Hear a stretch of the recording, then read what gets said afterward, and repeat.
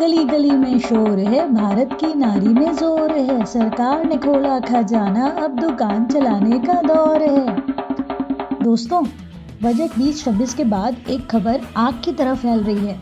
सरकार हर महिला को पैसे देगी बिजनेस शुरू करने के लिए, पर क्या ये सच है? आइए, आपका माइंडफ्लेक्स एकेडमी में स्वागत है। आज के वीडियो में हम लखपति दीदी और नए श्री मार्ट स्कीम का पूरा सच जानेंगे। ये कोई फ्री मनी स्कीम नहीं है, बल्कि ये आपको एंटरप्रेन्योर बनाने का एक सॉलिड रास्ता है। अगर आप एक हाउसवाइफ हैं, एक स्मॉल आर्टिसन हैं या किसी सेल्फ हेल्प ग्रुप का हिस्सा हैं, तो ये वीडियो आपके लिए लाइफ चेंजिंग हो सकती है।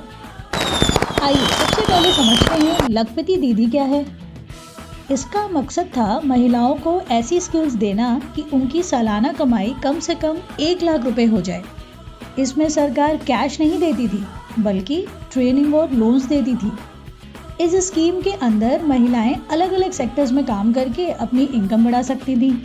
आखिर वो अलग अलग सेक्टर्स कौन से थे? जैसे फर्टिलाइज़र छिड़कने के लिए ड्रोन उड़ाना, उन्हें रिपेयर करना, गांव-गांव जाकर लोगों को बैंकिंग सर्विसेज देना, LED बल्ब बनाना, टेलरिंग, ऑर्गेनिक फार्मिंग, हथकरघा से कपड़े, विंटर वेयर या घर की डेकोरेशन का सामान बनाना, अचार, पापड़, मसाले, नमकीन बनाकर पैक करना या ऐसे अनगिनत और भी बहुत सारे काम आते हैं।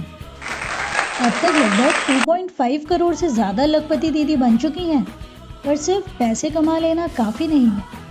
उन्हें अपना सामान बेचने के लिए मार्केट भी चाहिए, और यही एंट्री होती है श्री मार्ट की। अब समझते हैं आखिर बजट में प्रपोज ये श्री मार्ट है क्या।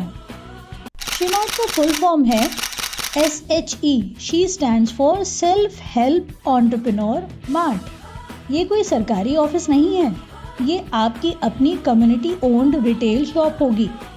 इन्हें महिलाएं खुद मैनेज करेंगी अपने लोकल सेल्फ हेल्प ग्रुप और क्लस्टर लेवल फेडरेशंस के जरिए। अब ये काम कैसे करेगा?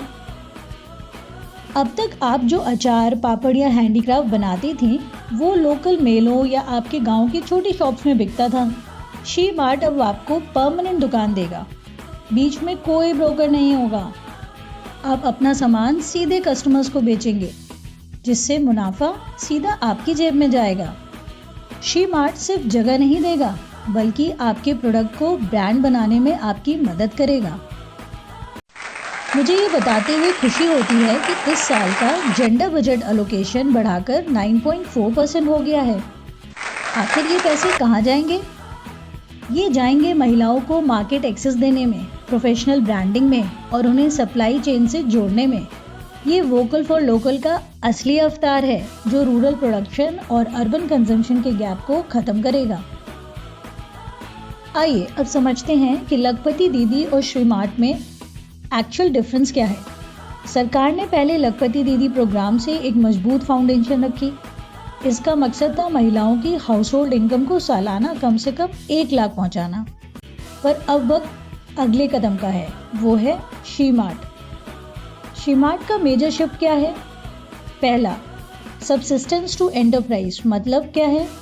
अब तक महिलाओं का काम सिर्फ गुजारे के लिए था, अब एंटरप्राइज ओनर्स बनेंगी।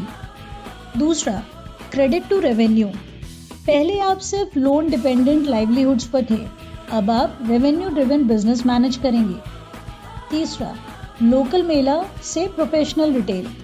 अब आपका सामान सिर्फ लोकल मेलों में नहीं, बल्कि professional branded community owned outlets में बिकेगा। ये एक बहुत मेजर शिफ्ट है। आइए अब सबसे ज़रूरी सवाल, आखिर कौन एलिजिबल है इसके लिए? क्या हर महिला एलिजिबल है? इसका जवाब है सीधा नहीं। तो कौन एलिजिबल है? आइए, ये वो इम्पोर्टेंट पॉइंट्स हैं जिनको लेकर सब जगह बहुत ही कंफ्यूजन है, इसलिए इसे आप ध्यान से सुनिए। आप अगर NRLM that is national rural livelihood mission के रजिस्टर्ड ग्रुप के एक्टिव मेंबर होनी चाहिए। इस बात का क्या मतलब है? मतलब आपका सेल्फ हेल्प ग्रुप जिसमें 10 से 15 महिलाएं हैं, वो NRLM के पोर्टल पर रजिस्टर्ड होनी चाहिए। इस ग्रुप की एक स्पेसिफिक यूनिक ID भी होगी। एक्टिव मेंबर वही माना जाता है जिसका ग्रुप पंचसूत्र को फॉलो करता है। ये पंचसूत्र से क्या मतलब है? मतलब सेल्फ हेल्प ग्रुप की regular meetings, regular savings, regular interloaning, regular repayment, regular book keeping होती रहनी चाहिए। और पोर्टल पर सेल्फ हेल्प ग्रुप का स्टेटस एक्टिव होना चाहिए। तो दोस्तों, एक्टिव मेंबर का मतलब ये नहीं कि आपने सिर्फ ग्रुप में नाम लिखवा लिया। इसका मतलब है कि आपका ग्रुप पंचसूत्र फॉलो कर रहा हो, यानी रेगुलर मीटिंग्स और बचत करता हो। और सबसे ज़रूरी बात, आपका ग्रुप NRLM-MIS पोर्टल पर अपडेट होना चाहिए। अगर आपका ग्रुप इनएक्टिव है तो आज ही अपने ब्लॉक मिशन मैनेजर से मिलकर इसे सही करवाएं, तभी आप शी-मार्ट से जुड़ पाएंगी। आइए आगे बढ़ते हैं। तो दूसरी ज़रूरी बात ध्यान देने की ये है कि ये आउटलेट्स इंडिविजुअल तो नहीं, बल्कि CLF that is cluster level federation, जो कि विलेज लेवल ग्रुप्स की पेरेंट बॉडी होती है, को अलॉट और मैनेज करने के लिए ही दिए जाएंगे। शी-मार्ट के लिए उन महिलाओं को पहले मौका मिलेगा जो लखपति दीदी स्कीम के अंदर ऑलरेडी ट्रेंड हैं। ये मार्ट उन सेल्फ हेल्प ग्रुप्स के लिए है जिनकी स्टेबल एनुअल इनकम कम से कम 1 लाख है। आइए इस पूरी बात को हम एक छोटी सी कहानी के जरिए समझते हैं। मान लीजिए एक दीदी हैं, राधा दीदी। राधा दीदी एक सेल्फ हेल्प ग्रुप से जुड़ी हैं। पहले वो घर पर ही थोड़ा अचार बनाती थी। लखपति दीदी स्कीम के अंदर उन्हें ट्रेनिंग मिली और बैंक से लोन मिला। अब वो साल का 1 लाख से ज़्यादा कमा लेती हैं। वो एक सक्सेसफुल लखपति दीदी बन गई हैं। लेकिन राधा दीदी का अचार सिर्फ गांव तक के लोगों तक ही सीमित था। ग्रोथ रुक गई थी। तब एंट्री हुई शी-मार्ट की। राधा दीदी के एरिया की जो CLF है, उन्होंने एक बड़ा शी-मार्ट खोला। अब राधा दीदी को शहर शहर घूमने की ज़रूरत नहीं। उनका पूरा स्टॉक शी-मार्ट ने ही खरीद लिया। यहाँ ध्यान से सुनिए। राधा दीदी ने अपना अचार मार्ट को बेचा 150 रुपये में। शी-मार्ट ने उसे पैकेजिंग और स्टिकर के साथ कस्टमर को बेचा 180 रुपये में। जो ये 30 रुपये का मुनाफा हुआ वो मार्ट की गुल्लक में गया। इस पैसे से दुकान का रेंट, बिजली का बिल और वहाँ काम करने वाली सेल्स वुमेन की सैलरी निकली।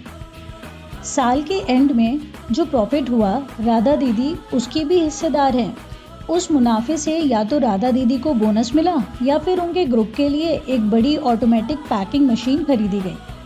इससे राधा दीदी एक वर्कर से बदलकर एक एंटरप्राइज ओनर बन गई।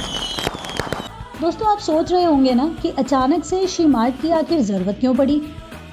इसका जवाब एक बहुत बड़े मार्केट गैप में छुपा हुआ है। आज रूरल इंडिया में प्रोडक्शन तो हो रहा है, लेकिन स्टैंडर्डाइजेशन की कमी है। इसका मतलब क्या है? मान लीजिए आप एक शहर के मॉल में जाते हैं। वहाँ आपको पता होता है कि प्रोडक्ट की क्वालिटी क्या होगी। शी-मार्ट का मकसद यही है, ट्रस्ट रूरल प्रोडक्ट्स में लाना।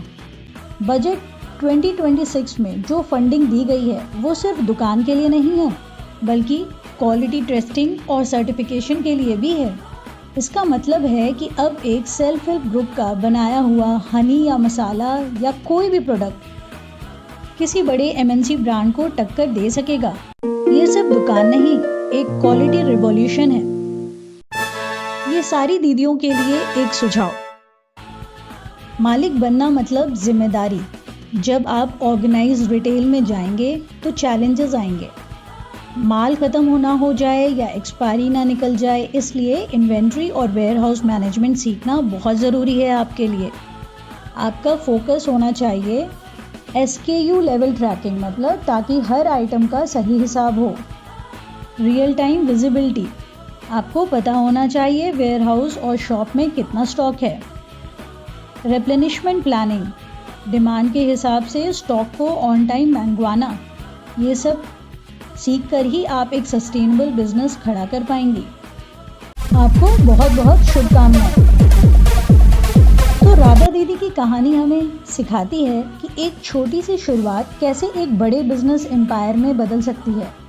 याद रखिए, लखपति दीदी बनना पहला कदम था, लेकिन एंटरप्राइज ओनर बनना असली मंजिल है। अगर आपको लगता है कि ये जानकारी किसी और दीदी के काम आ सकती है तो इस वीडियो को अपने WhatsApp ग्रुप्स में ज़रूर शेयर करें, क्योंकि जब एक महिला आगे बढ़ती है तो पूरा परिवार और देश आगे बढ़ता है। ऐसी और इन्फॉर्मेटिव वीडियोस के लिए हमारे चैनल को सब्सक्राइब करना ना भूलें और अगर हमारी मेहनत पसंद आई हो तो वीडियो को लाइक एंड शेयर ज़रूर करें। अगली वीडियो में हम आपसे जल्दी मिलेंगे। तब तक जय हिंद, जय भारत।